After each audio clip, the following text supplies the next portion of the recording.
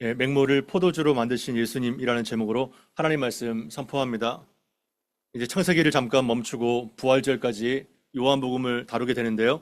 4월 첫째 주가 부활절이죠. 요한복음을 그때까지 살펴봅니다. 요한복음의 구조를 먼저 잠깐 살펴보면 좋겠는데요. 요한복음은 1장부터 12장까지가 전반부고 13장부터 21장까지가 후반부예요. 그 두 파트로 나눠지게 됩니다. 1장부터 12장까지는 7가지의 표적이 나오거든요. 그리고 후반부에는 십자가와 영광의 주제가 이제 나오게 되는데, 오늘의 첫 번째 표적으로서 7가지의 표적이 11장까지가 나오죠. 그 7가지의 표적을 사인이다 이렇게 말하고 있는데요. 세메이온 이런 단어를 쓰고 있는데, 사인은 표지판과 같은 거예요. 그런데 왜 미라클이나 그러한 기적이라는 단어를 쓰지 않고 사인, 표지판이라는 단어를 썼냐 하면, 사인은 어떠한 뜻이에요? 뭐를 가르치는 거죠, 그죠? 뭐를 가르치는 거예요. 서울로 갑니다. 상해로 갑니다. 표지판이 나오잖아요. 가르치는 거예요. 그러니까 이 표적의 의미가 엄청난 기적보다는 예수님이 어떠한 분이신가를 가르치는 역할을 한다는 것을 우리가 알게 되죠. 7가지의 그 표적 혹시 기억나는 분 있어요? 있어요? 7가지. 오늘이 첫 번째 표적이에요. 2장의 가나에서 결혼식이 있었는데 물이 변해서 포도주가 되는 이러한 기적이 첫 번째 기적이에요. 두 번째는 4장에 나와요. 왕의 신하의 아들을 고치는 이러한 얘기가 나옵니다. 그리고 5장에서는 세 번째 표적이죠. 베데스다에 38년 동안 병들어 있던 그 병자를 일으키는 이러한 역사가 나타나게 되죠. 네 번째는 6장이에요. 오병이어의 사건이죠. 그래서 생명의 떡이신 예수님 자신이 어떠한 분인가를 나타내고 있죠. 그리고 6장에 똑같이 무리로 걸으신 예수님, 그리고 9장에 맹인을 치유하신 예수님, 그걸 통해서 세상의 빛이다 이거를 선포하셨죠. 마지막에 뭐가 있을까요? 11장에 죽은 나사로를 살리셔서 부활이요 생명 되신 예수님을 보여주는 그러한 7가지의 표적을 우리가 이제 앞으로 다루게 될 텐데요. 이를 통해서 내가 누군가 그 예수님의 정체성을 드러내고 있습니다. 그거를 잘 염두에 두고 요한복음을 다루면 좋겠습니다. 오늘은 특히 결혼식에서 맹모를 포도주로 바꾸는 역사가 나오게 되는데요. 우리 1절, 2절을 같이 한번 읽어봅니다. 시작. 사흘째 되던 날 갈릴리 가나에 혼례가 있어 예수와 그 제자들도 청함을 받았더니, 이제 사흘째 되던 날, 그것은 전 문맥의 빌립과 나다니엘과 만난 이후에 사흘째 되던 날에 이러한 사건이 발생하게 되는데요. 갈릴리 가나에 결혼잔치가 있습니다. 예수님의 어머니도 그리고 예수님과 제자들도 청함을 받아서 결혼식 잔치에 참여하게 됩니다. 결혼식장에 가본 적 있으세요? 한 번쯤 다 있을 거예요, 그죠? 결혼식장의 분위기가 어때요? 매우 즐겁고 흥이 나고 기쁘죠, 그죠? 한국의 결혼식은 얼마에 끝나나요?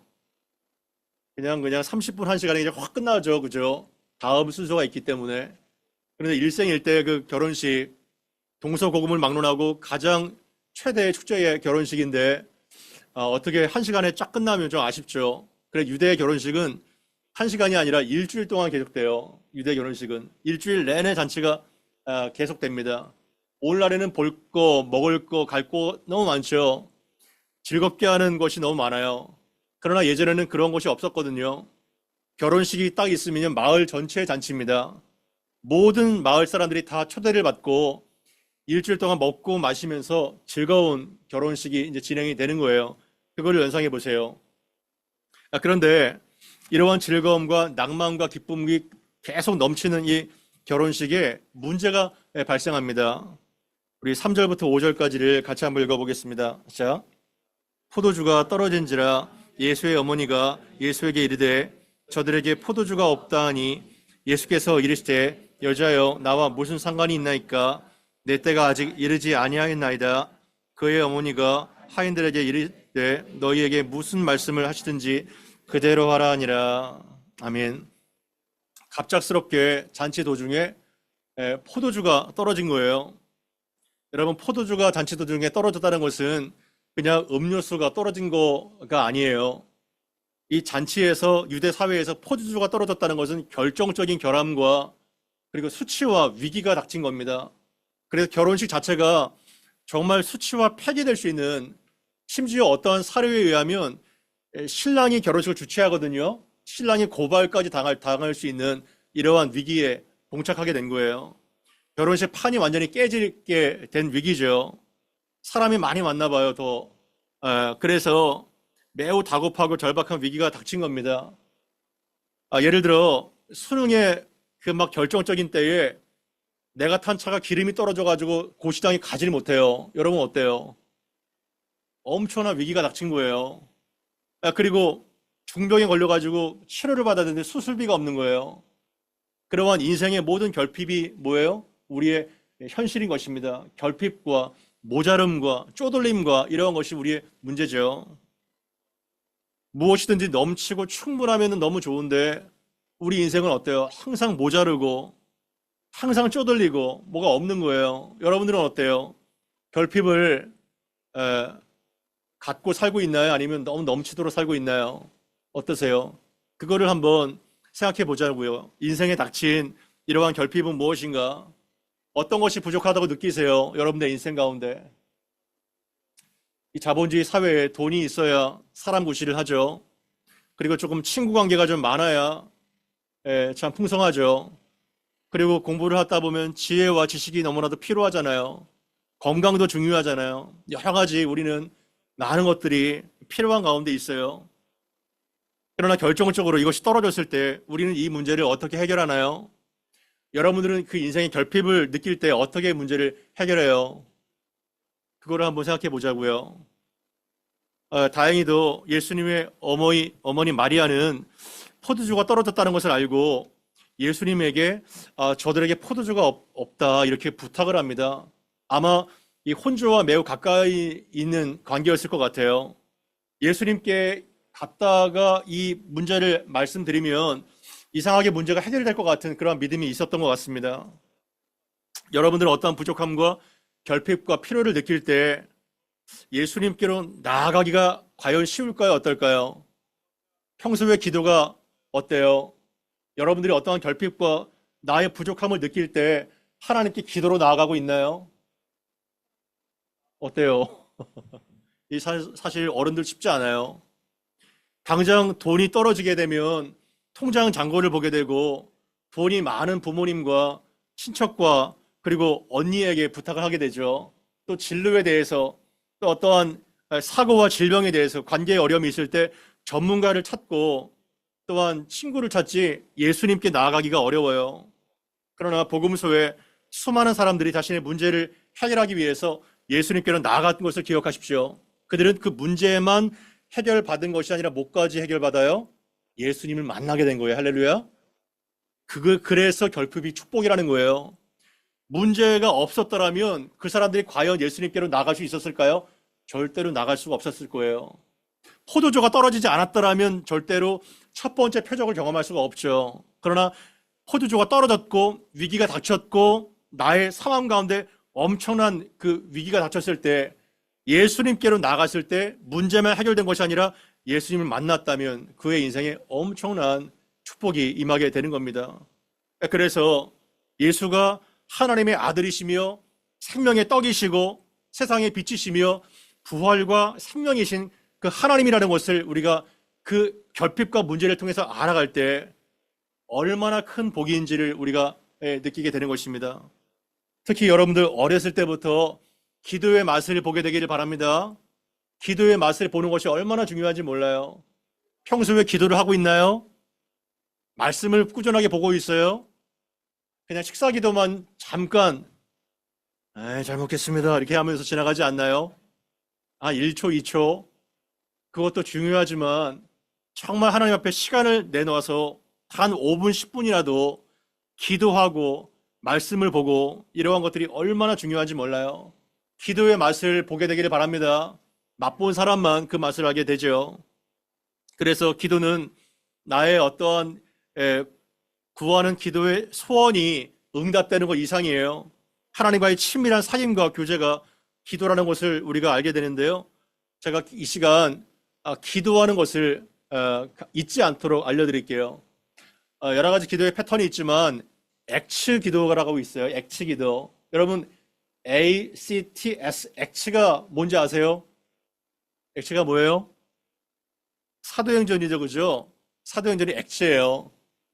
그래서 기도를 할 때 그냥 기도하는 것이 아니라 대표 기도도 그냥 하는 것이 아니라 액츠를 따라서 기도하시면 좋겠습니다. A는 따라해 봅시다. adoration. adoration. 뭐예요? 국제학교 다니는 애들 뭐예요? adoration. 예, 하나님을 높이는 거예요. 하나님의 이름을 높이고 찬양하는 거예요. 그것이 바로 adoration입니다. 하나님이 얼마나 아름다우시고 하나님이 얼마나 위대하시고 하나님이 얼마나 위대하신지를 높이는 거예요. 그래서 주기도문을 연상하시면 돼요. 하늘에 계신 우리 아버지요, 이름이 거룩히 여김을 받으시옵소서. 당신의 이름이 높여지기를 바랍니다. 이것이 바로 아도레이션입니다. 그래서 기도할 때 바로 자신의 필요를 구하는 것이 아니라 하나님의 이름을 높이는 겁니다. 하나님의 이름을 영화롭게 하는 거예요.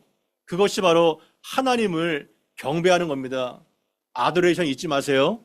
반드시 하나님의 이름을 높이면서 기도가 시작되는 겁니다. 그 다음에 C가 뭐죠? C. A, C에서 C. C는 confession이에요. confession. 따라해 봅시다. confession. confession이 뭐죠? 뭐예요? 고백인 거예요. 고백. 근데 고백이 그냥 고백이 아니라 죄에 대한 고백인 거예요. 죄의 고백. 그래서 우리가 하나님 앞에 나아올 때 우리가 얼마나 죄인이에요. 거룩하신 하나님께 나갈 수가 없잖아요. 그래서 예수의 피로 말미암아 우리가 죄를 회개할 때 그 죄의 사함의 그 기쁨, 그 감격, 죄가 예수의 피로 완전히 씻겨지는 그런 놀라운 은혜를 경험하게 되는 거예요. 그래서 죄 용서를 반드시 구하고 죄를 고백하고 나아가게 되기를 바랍니다. 얼마나 우리가 하나님과 멀리 떨어져서 살았는지, 그리고 내가 주인이 돼서 살았는지, 이러한 모든 것들을 고백해야 되는 거예요. 그래서 죄에 대한 고백을 깊이 있게 인식할수록 더 엄청난 충만한 기쁨의 예배가 되게 되는 것입니다. T가 뭘까요? T. Thanksgiving이에요. 따라해 봅시다. Thanksgiving. 뭐죠? 감사하는 겁니다. 하나님께 감사할 거리가 얼마나 많아요. 우리는 이미 있는 것은 당연하고 없는 것을 불평하죠. 그러나 있는 것을 가진 것을 헤아려 보세요. 수천 수만 가지일 겁니다. 이러한 정말 따뜻한 공기와 또한 맑은 하늘과 아름다운 공동체와 가정과 학교와 건강과 구원을 주시고 말씀을 주시고 뭐 이유를 헤아릴 수 없는 엄청난 감사의 제목이 있는 거예요. 그러한 모든 것들을 고백하고 감사하며 기억할 때 하나님은 우리의 모든 존재를 더 풍성한 감사로 이끌어 주시는 겁니다. 그래서 항상 기도하고 그리고 기뻐하고 그리고 범사에 감사하는 이런 것들이 얼마나 중요한지 모르겠습니다. 그래서 감사가 계속해서 넘치는 이러한 자가 되길 바랍니다. 그래서 감사는 또 다른 감사를 계속 물어다 주는 거예요. 마지막 S가 뭘까요? 마지막 S. 마지막 S는 supplication이에요. 따라해 봅시다. supplication. 뭐죠? 간구하는 거예요. 구하는 거예요. 우리가 보통 기도라고 생각할 때 바로 이거라고 얘기하잖아요. supplication, 간구는 가장 마지막에 나오는 거예요. 나의 모든 필요를 일용할 양식을 구할 수 있고 또한 다른 사람을 위해서 중보할 수 있고 열방을 위해서 중보할 수 있는 그런 모든 간구가 supplication이 되는 겁니다. 그래서 이러한 기도의 네 가지 원칙, 하나님의 이름을 높이고 그리고 죄를 고백하고 감사하고 그리고 나의 모든 필요를 구하는 이러한 과정을 통해서 살아계신 예수님 만나게 되기를 바랍니다. 야고보서 1장 5절 말씀 같이 한번 읽어봅시다. 야고보서 1장 5절 말씀입니다. 자, 너 중에 누구든지 지혜가 부족하거든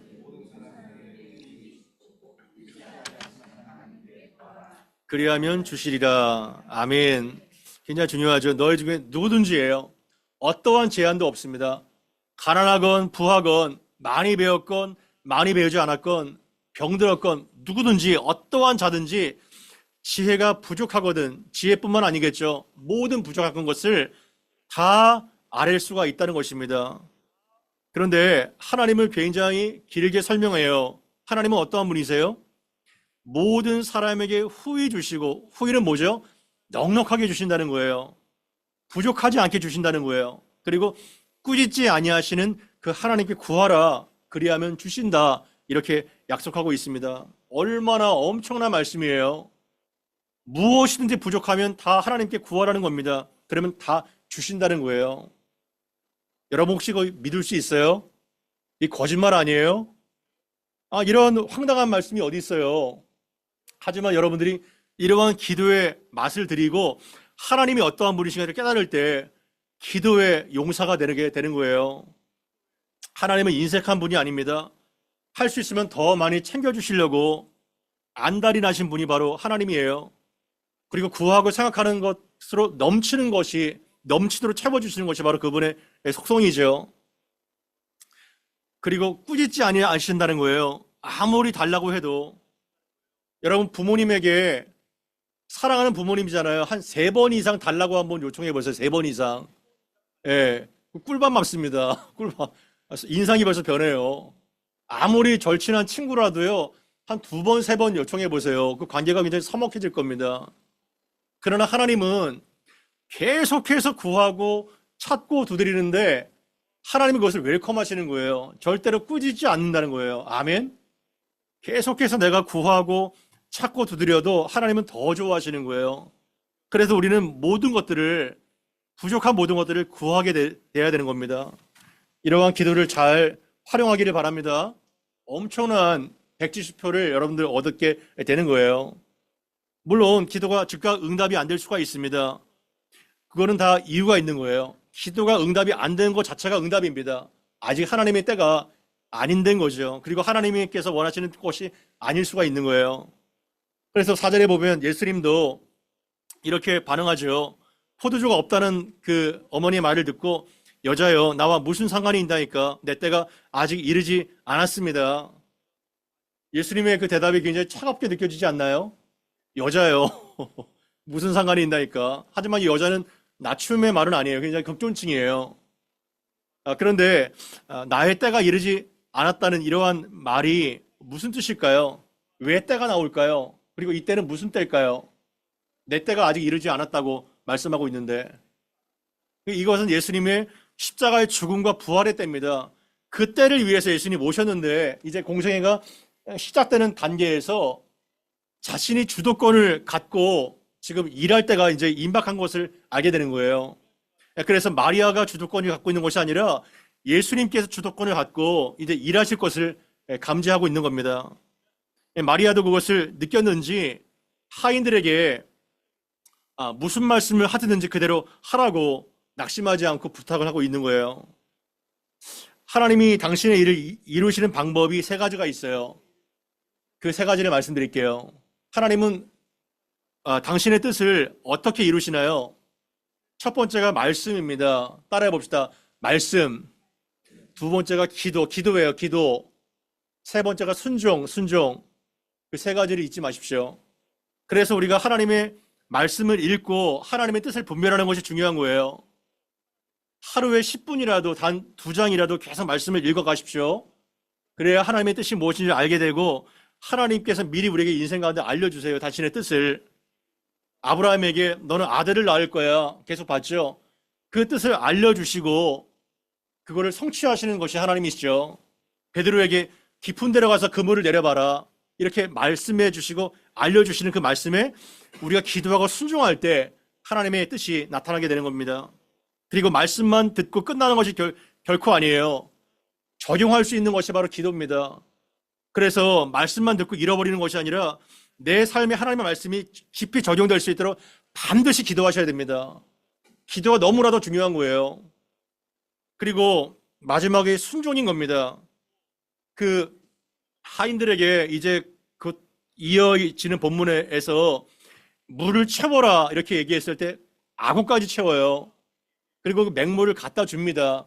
이러한 순종을 통해서 하나님의 기적을 경험하게 되는 거예요. 이 말씀을 실천하고 적용하지 않으면 하나님의 기적을 나는 볼 수가 없는 거예요. 그러니까 순종이 너무나도 중요한 것이라는 것을 알 수 있겠죠. 그러한 상황에서 이제 6절부터 중요한데요. 물이 포도주로 변하는 엄청난 기적이 나타나게 됩니다. 6절부터 8절까지 6절에서 8절까지 같이 한번 읽어봅시다. 시작.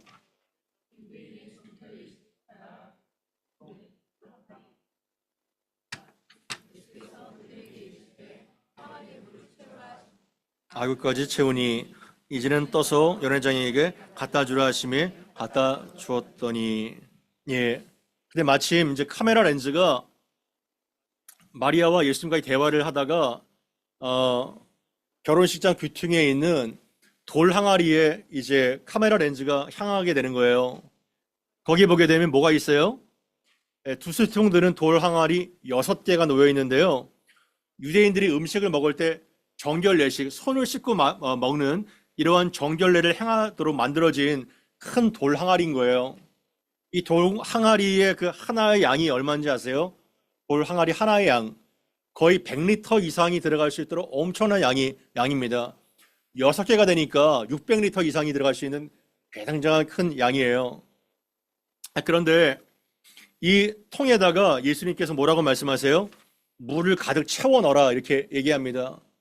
여러분들이 이렇게 예수님의 명령을 받았을 때 물을 채워 넣을 수 있겠죠, 그죠? 어렵지 않아요. 물을 채워 넣는 것은. 물론 너무나도 크기 때문에 수고가 따라도 두레박으로 물을 채워 넣을 수 있어요. 그런데 그 이후에 더 놀라운 명령은 뭐냐면 그 채워둔 물을 가지고 잔치를 주관하는 연회장에게 갖다 줘라 이렇게 명령합니다. 그 명령을 따를 수 있어요, 여러분요? 여러분이 정말 그러한 사람이라면?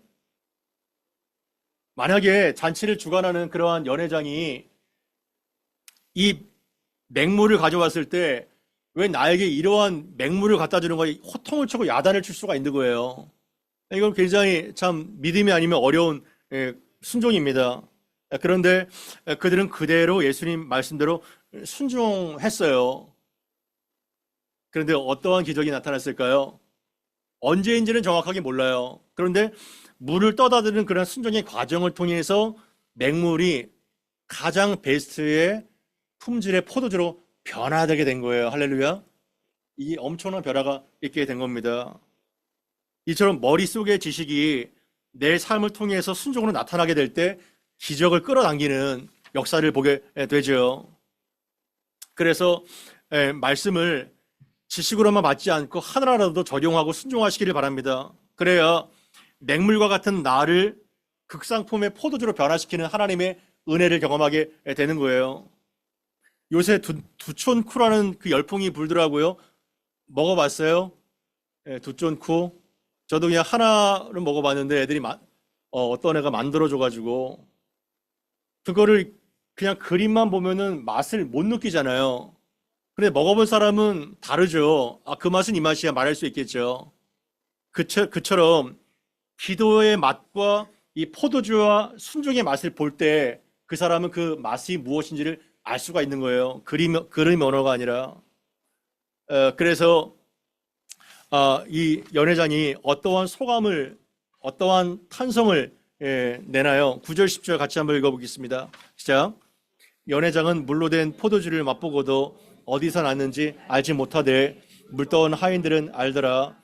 연회장이 신랑을 불러 말하되 사람마다 먼저 좋은 포도주를 내고 취한 후에 낮은 것을 내거늘 그들은 지금까지 좋은 포도주를 두었다 하니라. 아멘.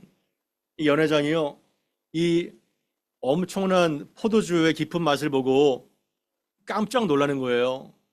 그래서 사람마다 먼저 질 좋은 포도주를 내고 취한 후에 질이 떨어지는 포도주를 내는 게 일반인데 어떻게 당신은 지금까지 좋은 포도주를 감춰놨냐고 이렇게 얘기를 하게 되는 거죠. 사실 여기에서는 우리가 적용해야 될, 살펴봐야 될 의미가 너무 많아요. 그러나 한 가지만 말씀을 드리면 유대인들이 정결의식에 쓰려고 6통이 있잖아요. 6통이요. 그거는 그 당시에 종교, 유대교를 말하는 거예요. 6개잖아요. 성경에서 7이 완전수예요. 하나가 빠지잖아요. 이것은 결함이 있다는 겁니다. 종교와 어떠한 의식으로는, 율법으로는 절대로 인간이 근본적으로 변화될 수 없고 죄를 용서할 수 없다는 거예요. 그 정말 완벽한 부족함을 물통을 통해서 보여주고 있는 거예요. 맹물과 같은 겁니다. 그러나 그 맹물을 포도주로 질적이고 화학적인 변화잖아요. 화학적인 완전히 새로운 변화잖아요. 새로운 창조며 새로운 시대가 도래했다는 것을 이러한 변화를 통해서 나타내고 계신 거예요. 그래서 옛 언약은 완전히 이제는 가고 예수님께서 공생애에서 첫 번째 표적을 왜 가나안의 혼인잔치에서 맹물을 포도주로 변화시켰는가, 이것이 너무나도 중요한 겁니다. 포도주는 예수의 피를 상징해요. 그 피를 통해서 완전히 인간 존재가 변화된다는 거예요.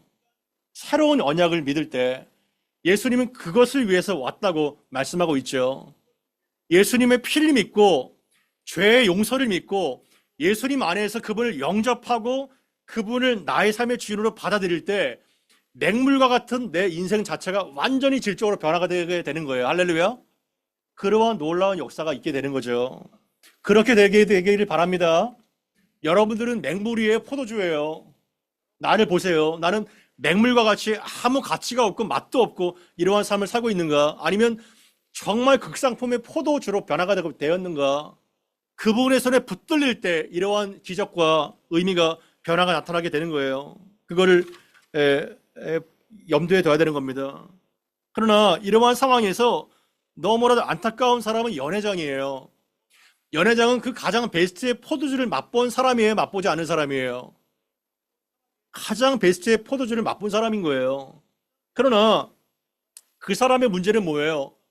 그 베스트의 포도주만 맛보고 거기서 떨어져 나간 사람이라는 거예요. 하인들은 알아요. 그 출처가 어디에 있는지. 그리고 제자들은 그 기적을 통해서 믿게 됐어요. 그러나 연회장은 야, 이거 진짜 최고인데 하면서 그 포도주 맛만 알고 그 최고의 포도주를 옆에 있을 뿐이지 포도주를 만드신 예수님을 만나서 예수님을 높이진 않았다고요. 그게 너무나도 안타까운 거예요. 여러분들은 대부분 어렸을 때부터 모태신앙으로 기독교의 문화에 젖어서 자유와 평화와 그리고 구원과 이러한 온갖 좋은 문화를 다 누리고 살았어요. 그리고 하나님께서 주시는 모든 혜택을 다 누리며 살아왔다고요. 그러나 지금의 영미계통의 그러한 문화처럼 기독교 역사가 수천 년이잖아요. 그죠? 최소한 천 몇백 년 될 때요. 그래서 하나님께서 엄청난 복을 그 영미계통의 나라에 주셨는데 지금은 뭐예요? 껍데기만 남았어요. 문화만 남았어요. 그래서 미국 같은 대통령은 취임식 때 성경책에 손을 올려서 기도하고 취임식을 하지만 그 말씀의 정신대로 사냐고요. 정신대로 살지 않아요. 온갖 동성애와 온갖 마약과 섹스와 온갖 하나님께서 싫어하시는 죄를 다 저지르면서 산다고요. 그래서 그 나라가 완전히 지금 멸망하게 되는 거예요. 다 지금 문화만 껍데기만 남고 박제된 기독교, 박제된 생명이 없는 변화가 없는 박제된 기독교만 되는 겁니다. 그게 무서운 실체인 거예요. 포도주 맛만 보고 야, 이거 최고네. 야, 엄청나다. 컥 하면서 포도주 맛만고 떨어져 나가는 거예요. 포도주를 정작 만드신 그 예수님을 만나지 못하고 예수님 안에 거하지 못하는 거예요. 그게 불쌍한 겁니다. 그러나 11절 말씀 어때요? 같이 한번 읽어보겠습니다. 11절 말씀 시작.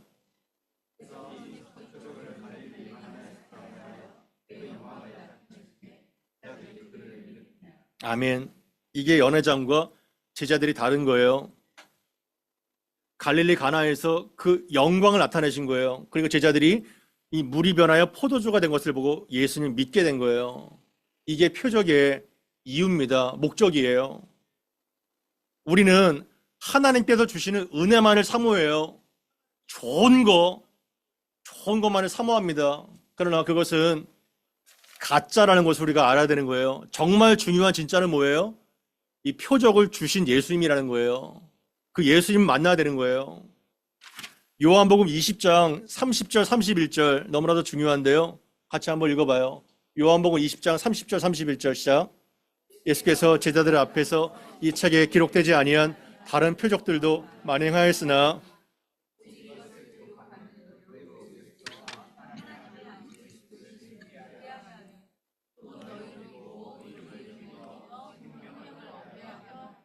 아멘. 요한복음 말미에 이렇게 기록되어 있어요. 예수께서 제자들 앞에서 이 책에 기록되지 아니한 다른 수많은 표적이 너무나도 많다는 거예요. 그런데 오직 이 표적을 기록한 목적이 두 가지로 나와요. 이 성경책을 기록한 목적이 뭐예요? 첫 번째가 뭐예요? 너희로 예수께서 하나님의 아들 그리스도심을 믿게 하는 거예요. 아멘. 이 표적을 통해서 포도주 맛만 보는 것이 아니라 그리스도를 믿어야 됩니다. 아멘. 가장 중요하게 그분을 믿어야 되는 거예요. 두 번째는 뭐냐면 너희로 믿고 그 이름을 힘입어서 무엇을 얻어요? 생명을, 영원한 생명을 얻게 하기 위해서라고 말씀하고 있는 겁니다. 정말 저는 여러분들이 이 표적과 은혜를 통해서 예수를 완전히 내 삶의 주인으로 믿고 생명을 얻게 되기를 바랍니다. 이것이 가장 중요한 거예요. 말씀을 마쳐요. 가장 첫 번째 표적이 어디서 나타났어요? 가나의 결혼식에서 나타나게 된 거예요. 이 결혼식이라는 모티브는요, 인생 가운데 가장 충만한 기쁨, 즐거움, 모든 축제와 같은 분위기가 다 설명되는 것이 결혼식이에요. 이 결혼식은 성경 전체를 이끄는 중요한 모티브예요. 창세기에 뭐가 나와요? 창세기 1장, 2장에 아담의 결혼식이 나와요. 거기서부터 결혼식이 시작됩니다. 그리고 호세아에 보게 되면 수많은 선지자들이 하나님을 남편으로 이스라엘 백성들을 아내로 결혼식의 모티브가 계속 나오는 거예요. 그리고 첫 번째 표적을 왜 결혼식에서 벌였을까? 예수를 믿는 것이 무엇인지를 알려주고자 함이에요. 결혼식의 풍성함, 그 놀라운 자유, 그 기쁨을 나타내고 싶어서 그런 거예요. 기독교는 칙칙한 종교가 아닙니다. 기쁨과 즐거움이 가득한 이러한 신앙이죠. 그리고 인생의 마감되는 그 마지막 세상의 끝과 완성 뭐죠? 요한계시록에 뭐가 나타나요? 어린 양의 혼인잔치가 나타나게 되는 거예요. 아멘. 어린 양의 혼인잔치로 이 세상의 끝이 되는 거예요. 결혼식으로 시작했다가 창세기에 마지막 계시록에 어린 양의 혼인잔치로 끝맺게 되는 거예요. 우리의 인생 전체가 참 남편이신 하나님과 동행하는 그러한 기쁨의 결혼식, 잔치집과 같은 놀라운 역사가 여러분의 삶 가운데 있게 되기를 바랍니다. 우리가 들은 말씀 기억하면서 함께 기도합니다. 이러한 기쁨과 이러한 변화를 내 인생 가운데도 허락해 달라고 우리 합심하여 기도하겠습니다.